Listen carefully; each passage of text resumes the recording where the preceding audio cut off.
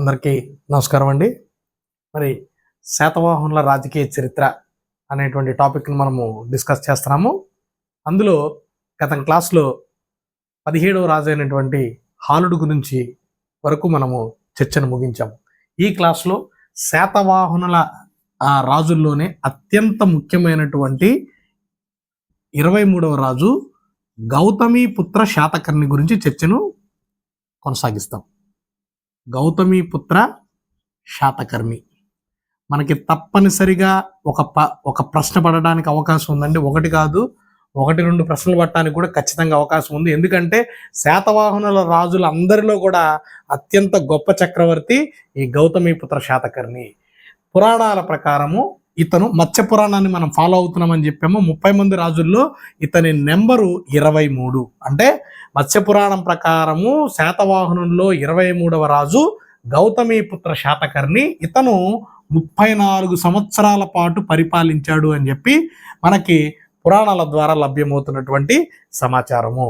అయితే మనం చాలాసార్లు చెప్పాం, ఏ కాలం నుంచి ఏ కాలం వరకు అని చెప్పడానికైతే మాత్రం మన దగ్గరికి అవకాశం లేదు.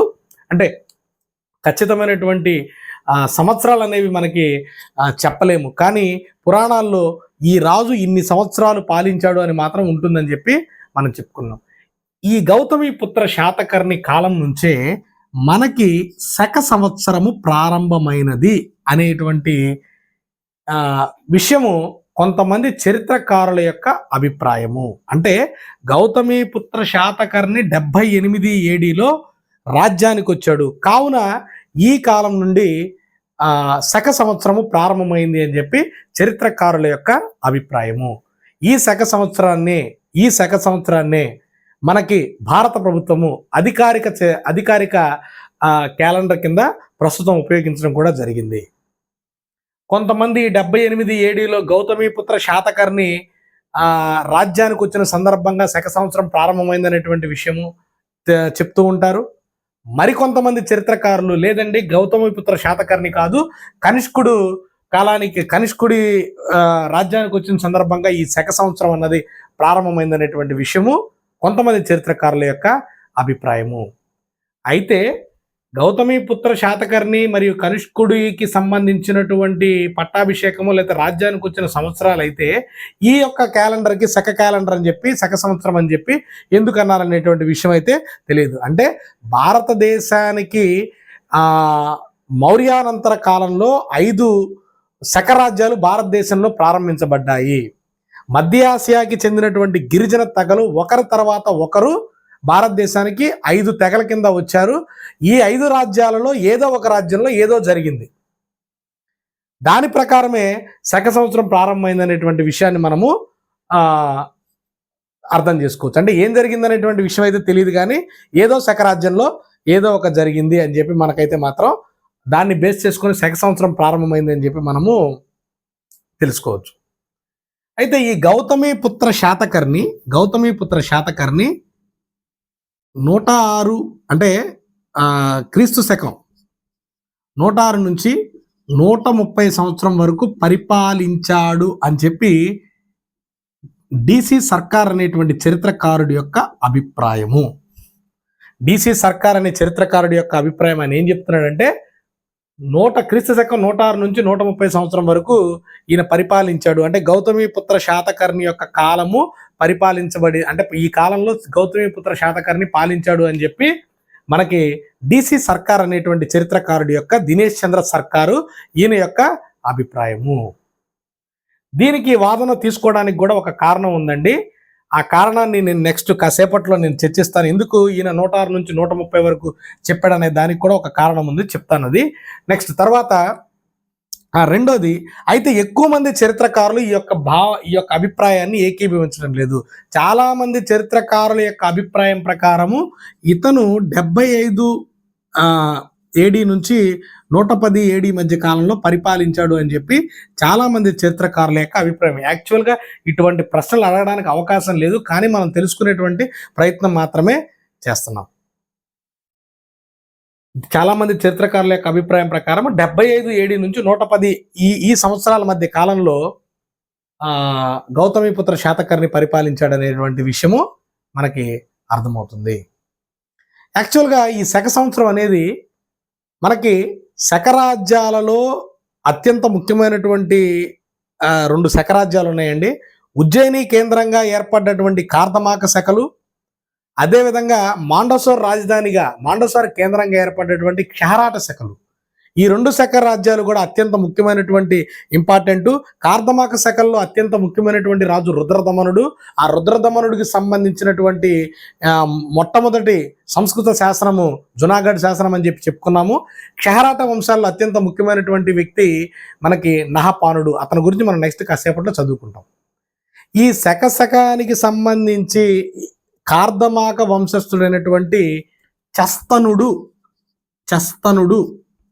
ప్రారంభించాడని చెప్పి చరిత్రకారుల యొక్క అభిప్రాయము. అంటే ఈ శక సంవత్సరాన్ని కొంతమంది ఏమో గౌతమీపుత్ర శాతకర్ణి ప్రారంభించాడని చెప్పి కొంతమంది చెప్తారు, లేదండి కనిష్కుడు ప్రారంభించాడని చెప్పి కొంతమంది చెప్తారు, లేదు కార్దమాక శకరాజు అయినటువంటి చస్తనుడు ప్రారంభించాడని చెప్పి మనకి కొంతమంది చరిత్రకారులు చెప్తారు. అయితే ఇతనికి సంబంధించి మనకు ఉన్నటువంటి ఒక ముఖ్యమైనటువంటి ఇంపార్టెంట్ శాసనం ఏంటంటే ఇతను వేయించినటువంటి అంధౌ శాసనము. ఈ శాసనం ప్రకారము మనకేం తెలుస్తుందంటే చస్తనుడు శాతవాహనుల నుండి కతియవాడ్ ప్రాంతాన్ని కతియవాడ్ అనేటువంటి ప్రాంతాన్ని జయించినట్లుగా మనకి అంధౌ శాసనం ద్వారా తెలుస్తుంది. అంటే చస్తనుడు వేయించినటువంటి అంధౌ శాసనం ద్వారా శాతవాహన రాజ్యంలో కతియవాడు ప్రాంతము ఈ కార్దమాక శకుల యొక్క ఆధీనంలో ఉంది అనేటువంటి విషయం మనకు అర్థమవుతుంది. ఖచ్చితంగా ఇవి మనకు అడగడానికైతే మ్యాక్సిమం 90% మనకు అవకాశం లేదండి. ఎందుకంటే ఇవన్నీ కూడా అభిప్రాయాలే.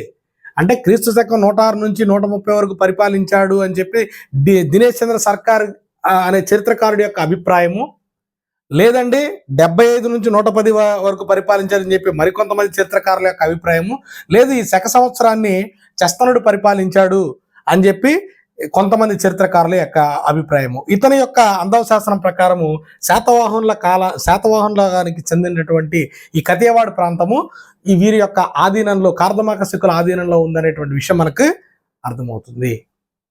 ఇకపోతే ఈ గౌతమీపుత్ర శాతకర్ణి కాలం నుంచి మనకి మాతృనామాలను వినియోగించడం జరిగింది. అంటే గౌతమీపుత్ర శాతకర్ణి కాలం నుంచి మనకి మాతృనామము ప్రారంభమైంది. ఇంగ్లీష్లో దీన్ని మెట్రోనమిక్ అని చెప్పి అంటారనమాట. దీని వలన అంటే గౌతమీపుత్రుడు ఈ శాతకర్ణి గౌతమీపుత్రుడు, దీని వలన ఈ సమాజము అంటే ఈ శాతవాహన సమాజం ఏదైతే ఉందో ఈ సమాజము మాతృస్వామిక సమాజము అని చెప్పి మనకి ఆర్ఎస్ శర్మ గారి యొక్క అభిప్రాయము. మనం కేవలం అభిప్రాయాలు చెప్తున్నామండి. ఆర్ఎస్ శర్మ అనేటువంటి చరిత్రకారుడి యొక్క అభిప్రాయం ప్రకారము గౌతమీపుత్ర శాతకర్ణి దగ్గర నుంచి మాతృనామం అన్నది ప్రారంభమైంది కాబట్టి ఈ యొక్క సాంఘిక వ్యవస్థ మాతృస్వామిక సాంఘిక వ్యవస్థ అని చెప్పి చెప్పడం జరిగింది. అయితే ఇది అంత ఖచ్చితమైనటువంటి విషయం అయితే కాదండి. ఏంటంటే మాతృస్వామిక సమాజం అన్నది ఎప్పుడో వ్యవసాయిక సాంఘిక జీవనం ప్రారంభమైనటువంటి తొలినాళ్లలో మాత్రమే మనకి మాతృస్వామిక సమాజం అనేది కనిపిస్తుంది. దాంతోపాటు కేరళలో ఉన్నటువంటి నాయర్ల కమ్యూనిటీలోనే మనకి కొంత మాతృస్వామిక సమాజం అనేది కనిపిస్తుంది. కానీ మనకి దాదాపుగా సామాజిక వ్యవస్థ అంతా కూడా పితృస్వామిక సామాజిక వ్యవస్థ అని చెప్పొచ్చు. ఈ రోజు కూడా మన సామాజిక వ్యవస్థ అంతా కూడా పితృస్వామిక సామాజిక వ్యవస్థ. ఒకవేళ శాతవాహనులు ఈ మాతృస్వామిక సామాజిక వ్యవస్థని అవలంబించినట్లయితే గౌతమీపుత్ర శాతకర్ణి కంటే ముందున్నటువంటి రాజులు కూడా మాతృనామాన్ని ధరించాలి. కానీ అక్కడెక్కడా కూడా జరగలేదు. అది కేవలము గౌతమీపుత్ర శాతకర్ణి దగ్గర నుంచే మనకి మాతృనామాలను ధరించడము కనపడుతుంది. మరి ఈ యొక్క మాతృనామాలు ధరించడానికి గల కారణాలు ఏంటి అని అంటే బహుభార్యత్వం. ఆనాటి రాజుల్లో ఉన్నటువంటి బహుభార్యత్వం వలన బహుశా ఈ యొక్క ఆచారము ప్రారంభమై ఉండొచ్చు. రాజుకు అనేక మంది భార్యలు ఉంటారండి. అనేక మంది భార్యలకి అనేక మంది కుమారులు ఉంటారు. ఒక్కొక్కసారి ఆ రాజుకు కూడా వాళ్ళని గుర్తుపట్టలేనటువంటి పరిస్థితి. అంటే ఓకే, ఇతను నా కుమారుడే, మీ యొక్క మాత ఎవరు, అంటే నీకు నీ తల్లి ఎవరు, అంటే అంతమంది రాణుల్లో ఈ ఈ అబ్బాయి ఎవరు పిల్లోడు, ఎవరు అబ్బాయి అని తెలుసుకునేటువంటి క్రమంలో గౌతమి పుత్రుని కొడుకు, లేదు వాసిష్ఠ పుత్ర కొడుకు, ఈ విధమైనటువంటి ఒక కన్వీనియన్స్ కోసం బహుశా ఈ మాతృనామాలను ధరించేటువంటి ఆచారాన్ని ప్రవేశపెట్టి ఉండవచ్చు అనేటువంటిది చరిత్రకారుల యొక్క అభిప్రాయము. అంటే కేవలం బహుభార్యత్వం వల్ల, అంటే ఐడెంటిఫికేషన్ కోసం, ఎవరు కుమారుడి అనేటువంటి ఐడెంటిఫికేషన్ కోసం ఈ యొక్క మాతృనామాలను ధరించేటువంటి ఆచారాన్ని ప్రవేశపెట్టారని చెప్పి కొంతమంది చరిత్రకారుల యొక్క అభిప్రాయము. ఇకపోతే గౌతమి పుత్ర శాతకర్ణికి సంబంధించినటువంటి నాణ్యాలు మనకి కొండాపూర్, పెదబంకూరు, చేబ్రోలు, గుంటూరు జిల్లాలో చేబ్రోలు అనేటువంటి ఒక ప్రాంతం ఉందండి. చేబ్రోలు, అమరావతి, ఈ ప్రాంతాల్లో మనకి లభ్యమైనాయి. అంటే గౌతమి పుత్ర శాతకర్ణికి సంబంధించినటువంటి నాణ్యాలు మనకి కొండాపూరు, పెదబంకూరు, అమరావతి, చేబ్రోలు ప్రాంతాల్లో మనకి లభ్యమైనాయి. ఇక్కడ లభ్యమైనటువంటి ఈ నాణ్యాల మీద ఏనుగు, గుర్రము, చెట్లు, దాంతోపాటు ఉజ్జయిని చిహ్నంతో కూడుకున్నటువంటి గుర్తులు బయటపడ్డాయి. ఏనుగు, గుర్రము, చెట్లు, దాంతోపాటు ఉజ్జయిని చిహ్నంతో కూడుకున్నటువంటి గుర్తుతో కూడుకున్నటువంటి నాణ్యాలు కూడా మనకి బయటపడ్డాయి. వీటితో పాటుగా బౌద్ధ చైత్యం ఉన్నటువంటి కొన్ని నాణ్యాలు కూడా బయటపడ్డాయి. ఇకపోతే గౌతమి పుత్ర శాతకర్ణికి సంబంధించి ఒక 3 దాన శాసనాలు మనకి నాసిక్లో లభ్యమైనాయండి. ఒక 3 దాన శాసనాలు. అంటే నాసిక్ అనేటువంటి ప్రాంతంలో అనేక మంది అనేక శాసనాలు వేయించారు. మీరు కేవలం ఒక్కళ్ళు మాత్రమే వేయించారని అనుకోకూడదండి. ఎందుకంటే అక్కడ గౌతమి పుత్ర శాతకర్ణికి సంబంధించి, నేను జిపిఎస్ఎస్ అంటాను, గౌతమి పుత్ర శాతకర్ణికి సంబంధించి 3 దాన శాసనాలు మనకు అక్కడ బయటపడ్డాయి. ఈ 3 దాన శాసనాల్లో, అంటే యాక్చువల్గా దాన శాసనాలు అనేవి పెద్ద ఇంపార్టెంట్ ఏం కాదండి. అయితే ఈ 3 దాన శాసనాల్లో మనకి గౌతమి పుత్ర శాతకర్ణి తన తల్లి అయినటువంటి గౌతమి బాలాశ్రీ,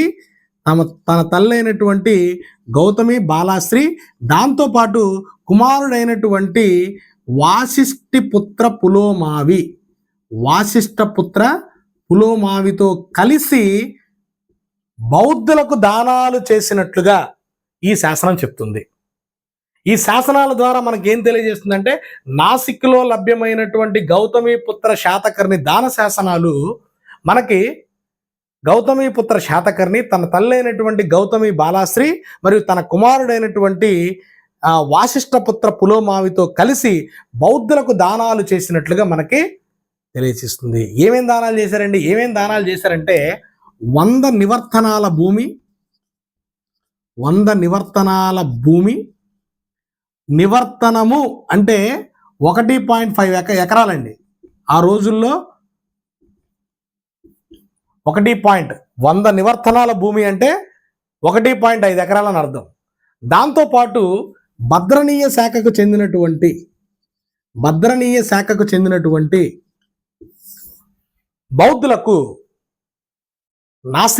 నాసిక్లో కొన్ని గుహాలయాల్ని నిర్మించడం జరిగింది. అంటే మనం చెప్పుకున్నాం, బౌద్ధంలో దాదాపుగా 18 శాఖలు ఉన్నాయండి. అందులో చాలా వరకు ఆంధ్రప్రదేశ్లోనే మనకి ప్రారంభమైనాయి. అవన్నీ కూడా 4వ బౌద్ధ సంగీతిలో మనకి మహాయాన మరియు హీనయాన బౌద్ధ మతాల కింద అందులో కలిసిపోయాయని చెప్పుకున్నాము. అందులో భద్రనీయ శాఖకు సంబంధించినటువంటి బౌద్ధులకు కొన్ని నాసిక్లో కొన్ని గుహాలని గౌతమిపుత్ర శాతకర్ణి ఇవ్వడము జరిగింది. ఇకపోతే గౌతమిపుత్ర శాతకర్ణికి సంబంధించి విజయాలు, ఆయన సాధించినటువంటి విజయాలను కనుక మనం చూసినట్లయితే ఈయన గొప్ప యోధుడండి, గొప్ప యోధుడు, అదేవిధంగా వీరుడు, ధీరశాలి, పోరాట యోధుడు.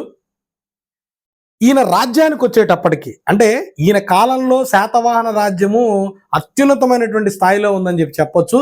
ఈయన రాజ్యానికి వచ్చేటప్పటికి శాతవాహన రాజ్యము ప్రతిష్టానపురానికి తూర్పు ఆంధ్ర ప్రాంతాలకి మాత్రమే పరిమితమై ఉందండి. అంటే ప్రతిష్టానపురానికి తూర్పున ఉన్నటువంటి ఆంధ్ర ప్రాంతానికి మాత్రమే ఈ శాతవాహన రాజ్యం పరిమితమయ్యింది. తన దిగ్గజయ యాత్రలో భాగంగా, తన విజయ యాత్రలో భాగంగా ఈ యొక్క శాతవాహన సామ్రాజ్యాన్ని సువిశాల సామ్రాజ్యంగా రూపొందించినటువంటి ఘనత గౌతమిపుత్ర శాతకర్ణికి దక్కుతుంది. మొదటి యాత్రలో భాగంగా ఈయన అస్సక, అసిక, ములక ఈ రాజ్యాలను జయించడం జరిగింది.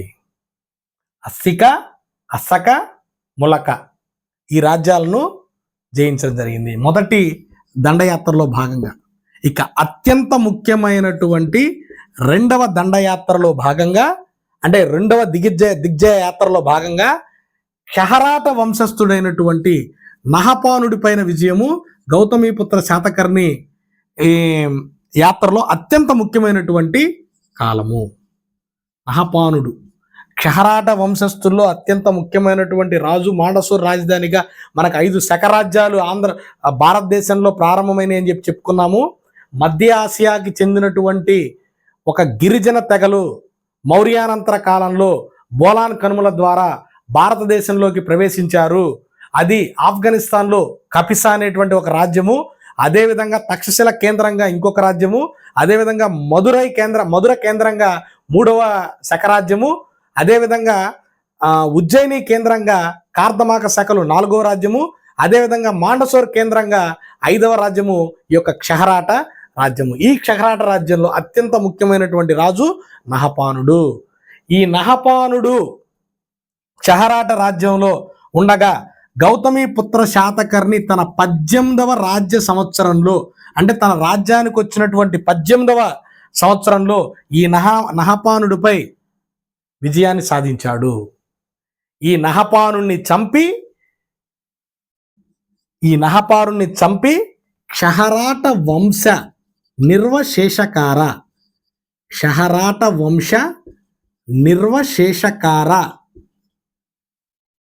అనేటువంటి బిరుదుని తీసుకోవడం జరిగింది.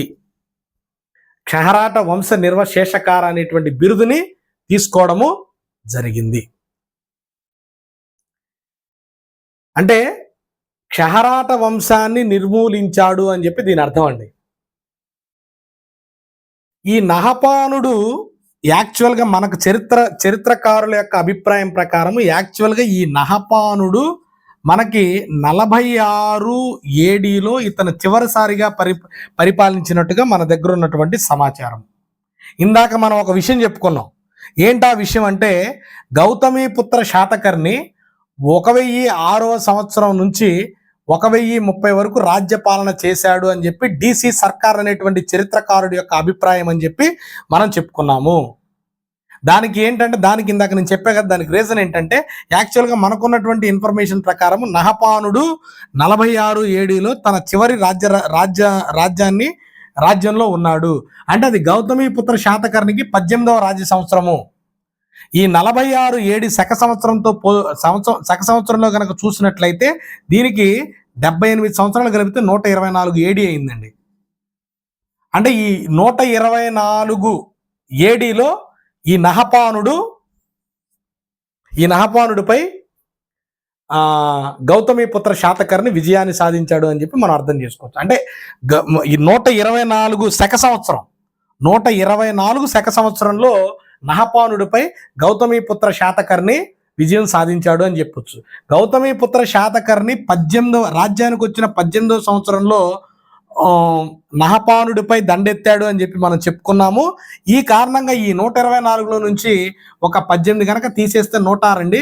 ఈ 106 నుంచి 130 మధ్య కాలంలో పాలించాడు అని చెప్పి డిసి సర్కార్ యొక్క అభిప్రాయము. ఇది కేవలం మీకు అవగాహన కోసమే చెప్తున్నానండి. ఎందుకంటే దీన్ని మీరు బట్టే కార్యక్రమం చేయొద్దు. జస్ట్ మీకు అవగాహన కోసమే మనం ఈ ఈ ఈ టాపిక్ చెప్తున్నాం. ఖచ్చితంగా దీని గురించి అయితే మాత్రం మనకు ప్రశ్న రావడానికి అవకాశం లేదు. మ్యాక్సిమం 90% డేట్లు అయితే మాత్రం అడగడానికి అవకాశం లేదు. ఎందుకంటే ఇవన్నీ కూడా అభిప్రాయాలు అంతే. నహపానుడు 46 ఏడీలో రాజ్యానికి వచ్చాడు. అది దాని శక సంవత్సరంలో చూసుకుంటే అది 124 అయింది. దాంట్లో నుంచి గౌతమిపుత్ర శాతకర్ణి 18వ రాజ్య సంవత్సరంలో 18వ రాజ్యానికి వచ్చిన 18వ సంవత్సరంలో ఈ నహపానుడిని చంపేసేసి క్షహరాట వంశాన్ని నిర్మూలించాడు. యాక్చువల్గా ఆ ప్రకారం చూసుకున్నట్టయితే 106 నుంచి 130 వరకు ఈ రాజ్యాన్ని పాలించాడు అని చెప్పి డిసి సర్కార్ గారి యొక్క అభిప్రాయం. ఇవన్నీ కూడా మనం ఏమంత బట్టి పట్టాల్సినటువంటి అవసరం లేదు. జస్ట్ మీకు అవగాహన కోసం చెప్తాం జరుగుతుంది అనమాట.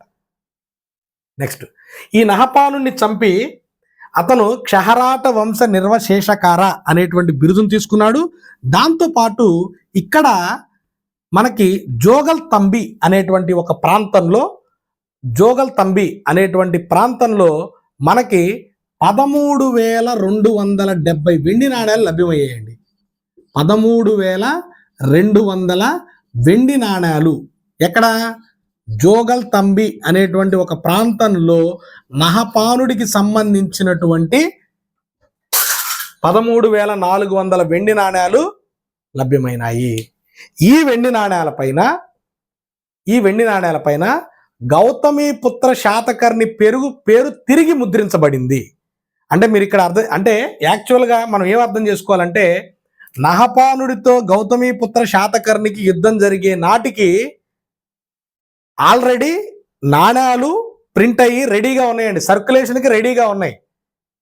ఇప్పుడు కనుక మనం గవర్నమెంట్లో ఒక ఏదన్నా సరే, ఫర్ ఎగ్జాంపుల్ గతంలో బ్యాగ్స్ ఉన్నాయండి, బ్యాగ్స్ ఆల్రెడీ డిస్ట్రిబ్యూట్ చేద్దామని చెప్పి గవర్నమెంట్ రెడీ చేసింది. కానీ ఈలోపు గవర్నమెంట్ మారిపోయినప్పుడు ఏం చేస్తారంటే ఆ పేర్లు తీసేసి కొత్త పేర్లు పెడతారు. అదేవిధంగా ఇక్కడ నహపానుడికి సంబంధించినటువంటి ఈ వెండి నాణ్యాలు సర్క్యులేషన్కి రెడీగా ఉన్నాయి. అయితే నహపానుడి మీద ఈ గౌతమిపుత్ర శాతకర్ణి విజయాన్ని సాధించాడు కాబట్టి ఆ నాణ్యాల మీద తిరిగి పేర్లు ముద్రించడం జరిగింది. గౌతమిపుత్ర శాతకర్ణికి సంబంధించినటువంటి పేర్లు తిరిగి ముద్రించడం జరిగింది. అంటే పునర్ముద్రించినటువంటి నాణ్యాలు అన్నమాట ఇవన్నీ కూడా. అంటే ఒకే నాణ్యం పైన మనకి నహపానుడి పేరు కనిపిస్తుంది, దాంతోపాటు మనకి గౌతమిపుత్ర శాతకర్ణి పేరు కూడా సంబంధిస్తుంది. ఆ నాణ్యాలు మనకి జోగల్ తంబి అనేటువంటి ప్రాంతంలో లభ్యమయ్యాయి. మొత్తం 13,270 నాణ్యాలు పునర్ముద్రించబడినటువంటి నహపానుడికి సంబంధించినటువంటి నాణ్యాలు మనకి లభ్యమైనాయి. అంటే గౌతమిపుత్ర శాతకర్ణికి సంబంధించినటువంటి నాణ్యాలు మనకి లభ్యమయ్యాయి. ఇక అత్యంత ముఖ్యమైనటువంటిది, గౌతమిపుత్ర శాతకర్ణికి సంబంధించి అతని యొక్క విజయాలు మరియు అతని యొక్క బిరుదులుకి సంబంధించి మనకి అత్యంత ముఖ్యమైనటువంటిది నాసిక్ ప్రశస్తి.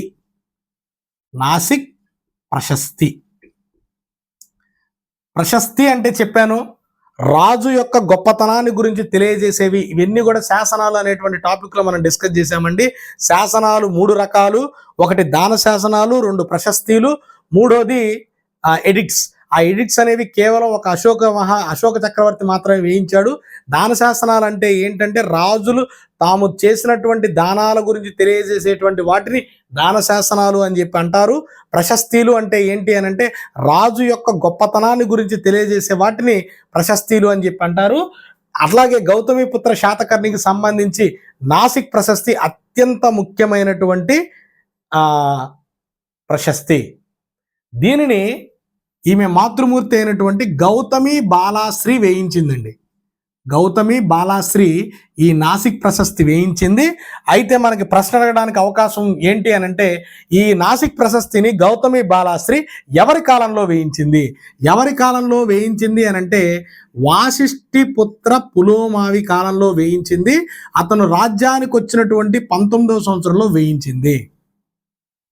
అంటే నాసిక్ ప్రశస్తి గౌతమిపుత్ర శాతకర్ణి యొక్క విజయాలను గురించి తెలియజేస్తుంది. అయితే ఆ శాసనాన్ని లేదా ఆ ప్రశస్తిని గౌతమి బాలాశ్రీ తన మనవడైనటువంటి వాసిష్ఠిపుత్ర పులోమావి రాజ్యానికి వచ్చినటువంటి 19వ సంవత్సరంలో వేయించింది. దీన్ని బట్టి మనం అర్థం చేసుకోవాల్సిన విషయం ఏంటంటే, బహుశా గౌతమీపుత్ర శాతకర్ణి అంత త్వరగా అయినా చనిపోయి ఉండాలి, లేదా ఈ గౌతమి బాలాశ్రీ ఎక్కువ కాలమైనా సరే బతికుండాలి.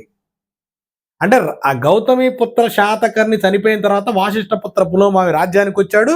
ఆ రాజ్యానికి వచ్చినటువంటి 19 సంవత్సరాల తర్వాత ఈమె నాసిక్ ప్రశస్తి వేయించింది. దీన్ని బట్టి ఈమె ఒక ఎక్కువ కాలం జీవించి ఉండనన్నా ఉండాలి, లేదా గౌతమీపుత్ర శాతకర్ణి చాలా తక్కువ కాలంలో అయినా సరే మరణించి ఉండాలి. ఈ శాసనంలో మనకి లభ్యమవుతున్నటువంటి 2 ముఖ్యమైనటువంటి విషయాలు ఏంటంటే, గౌతమీపుత్ర శాతకర్ణి తాను సాధించిన విజయాలు, తాను గెలిచినటువంటి రాజ్యాల గురించి మనకి ప్రస్తావన ఉన్నది, తను జయించినటువంటి ప్రాంతాల గురించి మనకు ప్రస్తావన ఉంది.